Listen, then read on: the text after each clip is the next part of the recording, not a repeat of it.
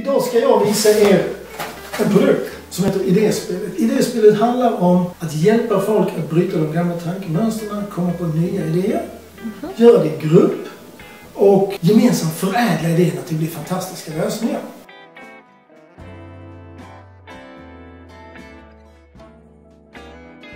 Bland annat så finns det idékort. Nu fick ni en pensionär. Man kan också få Marilyn Monroe, en astronaut. Eller man kan få en inbrottstjuv. Ja, ni förstår själva. Det finns ett 50-tal olika kort. Varför finns det sådana här kort i idéspelet?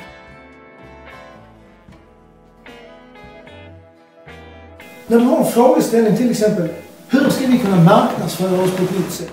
Så använder du korten. Du säger så här, nu tar jag inbrottstjuven, knyter samman med frågeställningen. Hur kan vi marknadsföra oss på ett nytt sätt? Och där finns ju ingen koppling, men hjärnan är lite korkad.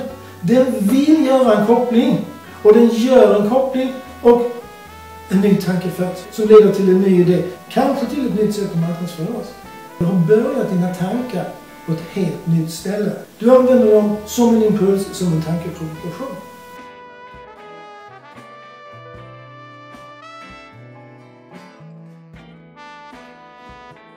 Vi ska snart återkomma till de andra delarna i idéspelet.